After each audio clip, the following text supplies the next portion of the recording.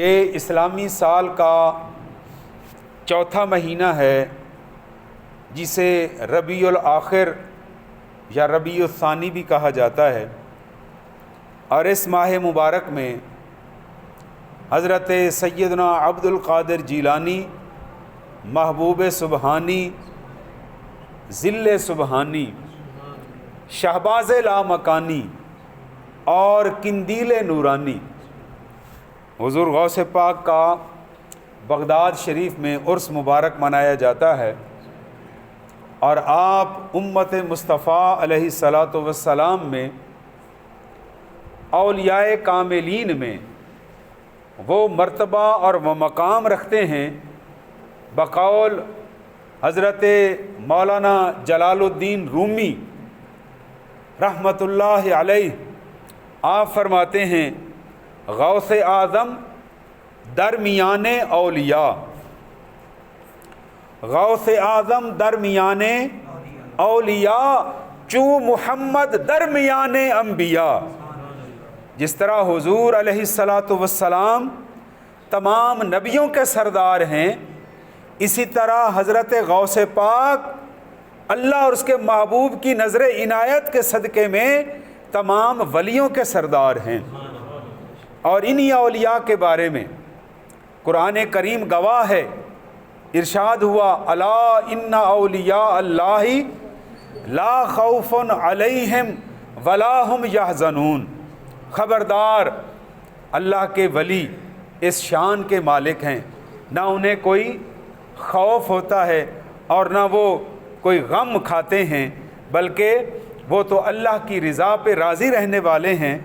انہیں کوئی خوف سوائے خوف الہی کے دنیا کا اور کوئی خوف نہیں ہوتا، اور جب کوئی چیز ان سے چھن جائے، واپس چلی جائے، تو اس پر انہیں غم بھی نہیں ہوتا۔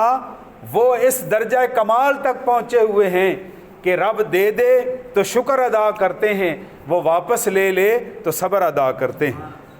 حضرت عبد القادر جیلانی، محبوب سبحانی رحمۃ اللہ تعالی علیہ نے اپنے مریدین اور اپنے خلفاء کی ایسی تربیت فرمائی کہ ان کے دلوں میں اللہ کا پیار اور اس کے پیارے محبوب کی محبت کوٹ کوٹ کر بھر دی، اور انہوں نے زندگی میں اپنے رب کو راضی کیا اس کا ذکر کر کے، اور آج پروردگار عالم نے لوگوں کی زبان پر ان کے ذکر کو جاری کر دیا ہے، کیونکہ پروردگار عالم کا ارشاد ہے فاذکرونی اذکرکم، پس تم مجھے یاد کرو میں تمہیں یاد کروں گا۔ تو پروردگار عالم کا یاد کرنا، اپنے مسکین اور ناچیز بندے کو پروردگار عالم کا یاد کرنا، یہ بہت بڑی کرم کی بات ہے۔ اور اللہ تبارک و تعالی فرشتوں کے سامنے اپنے اس بندے کا ذکر کرتا ہے جو زمین پر اللہ کو یاد کرتا ہے۔ تو یہ ذکر الہی، ذکر خدا اور درود و سلام مصطفیٰ، یہ بڑی فضیلت کی بات ہے۔ حضرت امام رحاوی نے اس روایت کو اپنی کتاب میں درج فرمایا ہے کہ حضرت انس بن مالک سب کہیں رضی اللہ تعالی عنہ، جب بھی کسی صحابی رسول کا نام نامی، اسم گرامی یا کسی صحابیہ کا مقدس نام ہماری زبانوں پر آئے تو اس وقت رضی اللہ تعالی عنہ کہنا چاہیے۔ اگر کسی صحابیہ کا نام آیا ہے تو رضی اللہ تعالی عنہا پڑھنا چاہیے، کیونکہ یہ اعزاز قرآن کریم میں اللہ نے انہیں عطا فرمایا ہے۔ تو حضرت انس بن مالک رضی اللہ تعالی عنہ آپ روایت فرماتے ہیں کہ ایک دفعہ نبی اکرم صلی اللہ علیہ وآلہ وسلم کے ساتھ حضور کی غلامی میں، سرکار کی معیت میں، حضرت انس ایک گھاٹی کی طرف چلے نبی پاک علیہ الصلاۃ والسلام کے پیچھے پیچھے۔ تھوڑی دیر کے بعد سرکار علیہ السلام ایک وادی کے اندر داخل ہو گئے۔ وادی تو آپ جانتے ہیں نا، دو پہاڑوں کے درمیان ہموار زمین کو، جگہ کو وادی کہا جاتا ہے۔ تو سرکار علیہ الصلاۃ والسلام اس وادی کے اندر داخل ہوئے تو ایک درخت کی شاخ پر ایک پرندہ اپنی چونچ درخت کی شاخ پر مار رہا تھا۔ نبی اکرم صلی اللہ علیہ وآلہ وسلم نے حضرت انس بن مالک سے پوچھا، اے انس، پتہ ہے یہ پرندہ کیا کہہ رہا ہے؟ تو صحابہ کرام نے ہمیں یہ ادب دربار مصطفیٰ یہ سکھایا ہے۔ جب بھی سرکار ان سے کوئی سوال کرتے تھے، کسی چیز کے بارے میں دریافت فرماتے تھے، تو ذخیرہ احادیث کو پڑھ کر دیکھ لیں، کسی صحابی نے جواب دینے کی بجائے یہ عرض کیا، اللہ اور اس کا رسول بہتر جانتے ہیں۔ کسی چیز کا پتہ ہوتا بھی صحیح تو وہ اپنے علم کو نبی پاک علیہ السلام کے علم سے ہیج سمجھتے تھے، کمتر سمجھتے تھے، اور حضور کو یہ کہتے تھے کہ نبی پاک علیہ السلام کو پڑھانے والا براہ راست خود خدا ہے۔ باقی سارے انسان اپنے جیسے انسانوں سے پڑھتے ہیں، ان کے شاگرد بنتے ہیں، لیکن نبی پاک علیہ الصلاۃ والسلام کی شان یہ ہے، الرحمن علم القرآن، اللہ پاک خود اپنے محبوب کو علم عطا فرمانے والے ہیں، ادب سکھانے والے ہیں۔ تو صحابہ کرام یہ عرض کرتے تھے، اللہ و رسولہ اعلم، اللہ اور اس کا رسول بہتر جانتے ہیں۔ تو نبی پاک علیہ السلام نے ارشاد فرمایا، اب یہاں سے یہ بھی عقدہ حل ہو رہا ہے کہ نبی پاک علیہ السلام کو اللہ نے ساری کائنات کے لیے رسول بنا کر بھیجا ہے۔ حضور جس طرح انسانوں کی بولی سمجھتے ہیں، اسی طرح جانوروں اور پرندوں کی بولی بھی جانتے ہیں۔ تو سرکار نے ارشاد فرمایا، اے انس، یہ پرندہ اللہ کی بارگاہ میں یوں عرض کر رہا ہے، یا رب العالمین، تو بڑا رحیم و کریم ہے، میں کافی دیر سے بھوکا ہوں اور مجھے رزق عطا فرما۔ یہ پرندہ اپنی بولی میں بول رہا ہے اور اللہ کا پیارا رسول اس کو سماعت بھی فرما رہے ہیں اور سمجھ بھی رہے ہیں، اور حضرت انس کو ارشاد بھی فرما رہے ہیں۔ تو حضرت انس فرماتے ہیں، میرے پاس 2 روٹیاں خشک اور تھوڑا سا پانی تھا۔ جیسے ہی حضور نے مجھے یہ ارشاد فرمایا کہ یہ پرندہ اپنی بولی میں رب کی بارگاہ میں یوں عرض کر رہا ہے، تو آپ نے روٹی کے چند ٹکڑے توڑے اور زمین پر ڈال دیے۔ وہ پرندہ شاخ شجر سے نیچے اترا اور اپنی چونچ سے ان روٹی کے ٹکڑوں کو کھایا اور پھر دوبارہ اسی درخت کی شاخ پر جا بیٹھا، پھر اپنی بولی میں بولنے لگ گیا۔ تو نبی پاک علیہ السلام نے ارشاد فرمایا، اے انس، اب یہ پرندہ اللہ کی بارگاہ میں یوں عرض کر رہا ہے کہ جو اللہ کی ذات پر توکل کرتا ہے، اللہ اس کو رزق عطا فرما دیتا ہے۔ میرے مولا، میں نے تجھے یاد کیا، تیرا ذکر کیا، تو نے مجھے رزق عطا فرما دیا۔ تو پرندے نے بعد میں یہ نتیجتاً یہ بھی کہا کہ جو اللہ کو یاد کرتا ہے، اللہ اسے بھلاتا نہیں ہے، اس کو عطا فرما دیتا ہے۔ اس لیے ہمیں ہر وقت اللہ کا ذکر کرتے رہنا چاہیے، اس کو یاد رکھنا چاہیے۔ ہم جتنا اس کو یاد کریں گے، وہ اتنا ہم پر راضی ہوگا، اتنا خوش ہوگا۔ اور ذکر زبان سے بھی کیا جا سکتا ہے، اسے ذکر باللسان کہا جاتا ہے۔ دل کے ساتھ بھی ذکر کیا جاتا ہے، اسے ذکر بالقلب کہا جاتا ہے۔ ماشاءاللہ، اپنے اعضاء سے بھی ذکر کیا جاتا ہے، ذکر بالجوارح کہلاتا ہے۔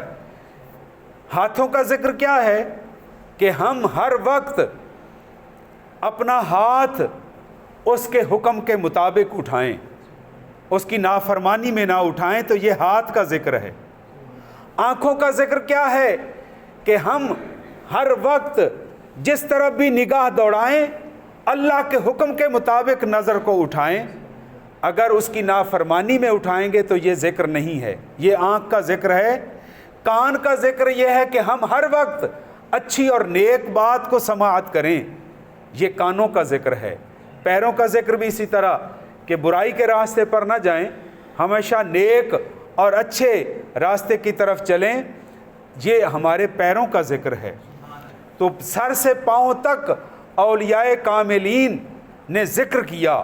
اور حضرت عبد القادر جیلانی محبوب سبحانی نے تو اپنے رب کو ذکر کر کر کے ایسا یاد کیا کہ اس کو راضی کر لیا, اللہ پاک کی رضا کو حاصل کر لیا. اور پہلے نفس کشی کی, اپنے نفس کی خواہش کو مارا. اور یہ ولایت کا درجہ ہے. کوئی ولی بننا چاہے, جب کوئی ولایت کے درجے طے کرتا ہے تو وہ اپنی نفسانی خواہشات سے لڑتا ہے. جیسے آج کل سردی کا موسم آنے والا ہے, اللہ تبارک و تعالی ہم سب کو اس سرد موسم میں بھی اپنی نمازوں کی حفاظت کی توفیق عطا فرمائے. بعض اوقات ٹھنڈا پانی ہوتا ہے, وضو کرنے کو جی نہیں چاہتا, لیکن جس کے دل میں اللہ کی محبت بھر چکی ہو وہ وضو کرنے سے گھبراتا نہیں ہے, بلکہ اسے چین ہی اس وقت آتا ہے جب وہ پاک صاف ہو کر باوضو ہو کر اپنے رب کی بارگاہ میں عبادت میں کھڑا ہو جاتا ہے. اور وضو کرنے سے پہلے بسم اللہ والحمد للہ یہ ضرور پڑھنا چاہیے. حضرت عمر فاروق رضی اللہ تعالیٰ عنہ کا فرمان ہے کہ جو ان کلمات سے وضو کو شروع کرتا ہے تو وضو میں مخصوص اعضاء دھوئے جاتے ہیں. پورا بدن تو نہیں پانی سے دھویا جاتا, لیکن امیر المومنین سیدنا عمر فاروق رضی اللہ عنہ فرماتے ہیں جو بسم اللہ والحمد للہ کے مقدس الفاظ سے وضو شروع کرے گا تو بے شک اس نے وضو میں اپنے مخصوص اعضاء کو دھویا, لیکن سر سے پاؤں تک اللہ اسے پاک کر دیتا ہے. اس کے بعد بسم اللہ شریف پڑھیں اور پھر اچھے طریقے سے ٹھہر ٹھہر کر وضو کے فرائض, واجبات, سنن اور مستحبات کا خیال رکھتے ہوئے وضو کریں. کیونکہ قیامت والے دن جن ہمارے اعضاء پر وضو کا پانی بہتا رہا ہو, قیامت والے دن یہ اعضاء سورج اور چاند کی طرح روشن ہوں گے, چمکتے ہوئے ہوں گے, اور دور سے دوسرے نبیوں کی امتیں ہمیں پہچان لے گی کہ یہ وہ امت مصطفیٰ کے خوش قسمت افراد ہیں جو دنیا میں وضو کرتے رہے, آج اللہ نے ان کے اعضائے جسمانی کو روشن اور منور کر دیا ہے. تو شریعت اسلامیہ پر عمل کرنا ہی یہ اولیاء نے ہمیں سکھایا ہے. حضرت عبد القادر جیلانی دریائے دجلہ کے کنارے پر ایک کھنڈر تھا, ایک ویرانہ تھا. آپ وہاں جا کر وضو کر کے, دریا کے پانی سے وضو کر کے وہاں عبادت کیا کرتے تھے, نوافل پڑھ رہے تھے. جب آپ اتحیات میں بیٹھے تھوڑی سی غنودگی آ گئی, نیند طاری ہو گئی, اور جیسے ہی نیند طاری ہوئی آپ پر غسل فرض ہو گیا. آپ اٹھے, ایک ہی کپڑے کا جوڑا تھا, پہلے کپڑے کو دھویا, پاک کیا جو شرعی طریقہ ہے. 3 مرتبہ کپڑے کو ناپاک ہو جائے تو اسے دھونے کا طریقہ یہ ہے. ماؤں بہنوں کو گھروں میں ہماری خواتین کو بھی یہ سمجھائیں کہ وہ پلید کپڑے کو کس طرح پاک کریں. صرف ایک دفعہ پانی بہانے سے کپڑا پاک نہیں ہوتا, بلکہ آپ نے وہ کپڑا جو ناپاک ہو گیا ہے اسے تازہ اور یا گرم پانی سے اچھی طرح دھوئیں. دھونے کے بعد جتنی آپ کے ہاتھوں میں طاقت ہے اتنا اس کو نچوڑیں, پانی نچڑ جائے جتنی آپ کے ہاتھوں میں طاقت ہے. پھر اس کو دوسری دفعہ, پھر تیسری دفعہ اسی طرح دھوئیں گے, اور اپنی طاقت کے مطابق اس کو نچوڑیں گے تو اب وہ کپڑا پاک ہو جائے گا۔ اور یہ بھی نبی پاک علیہ الصلاۃ والسلام کی برکت سے ہمیں یہ اللہ پاک نے یہ اعزاز عطا فرمایا ہے۔ پہلی امتوں کے افراد مسلمان جب ان کا کوئی بدن کا حصہ ناپاک ہو جاتا تھا تو اسے کاٹنے کا حکم دیا جاتا تھا۔ یہ تو حضور کی کرم نوازی ہے کہ ہم پانی سے دھوتے ہیں پھر پاک صاف ہو جاتے ہیں۔ تو 3 مرتبہ آپ پر غسل فرض ہوا، اور تینوں مرتبہ آپ نے سخت سردیوں کے موسم میں دریائے دجلہ کے ٹھنڈے پانی سے اپنے کپڑے کو بھی دھویا اور غسل بھی کیا۔ اور جب تینوں مرتبہ کر کے پھر آپ دوبارہ نوافل میں مشغول ہوئے تو ہاتف سے آواز آئی، اے عبد القادر، تو نے اپنے نانا کی شریعت پر عمل کرنے کا حق ادا کر دیا ہے، تیرا رب تجھ پر راضی ہے، تیرا رسول تیرا نانا بھی تجھ پر راضی ہے، تو نے اسی طریقے سے اپنے آپ کو پاک صاف کیا ہے جو تیرے نانا نے اپنی شریعت میں ارشاد فرمایا ہے۔ تو اولیاء کاملین نے ہمیشہ ہم سب کو شریعت مطہرہ پر عمل کا حکم دیا ہے۔ اب بھی کوئی اگر عالم دین آپ کوئی مسئلہ سمجھائے، کوئی مسئلہ بتائے، آپ کو سمجھ میں آئے یا نہ آئے، آپ اپنی ضد کو چھوڑ کر اس پر سر نیاز خم کر دیں اور ماننے والی کیفیت پیدا کریں کہ جو اللہ اور اس کے رسول نے ارشاد فرما دیا میں اس کو مان گیا ہوں۔ اسی کا نام مسلمان ہے۔ مسلمان کا لفظی معنی بھی یہی ہے کہ اللہ اور اس کے رسول کی بات ماننے والا۔ تو جو مسلمان کہلاتا ہے اسے اوروں کا کہنا ماننے کی بجائے اللہ کا کہنا ماننا چاہیے اور رسول پاک کا ارشاد ماننا چاہیے۔ اللہ تبارک و تعالی حضور غوث پاک کا صدقہ ہم سب پر اپنا فضل و کرم فرمائے اور ہمیں بھی اللہ اپنی محبت سے شاد کام فرمائے اور اپنے محبوب کی محبت سے مالا مال فرمائے۔ وما علینا الا البلاغ المبین۔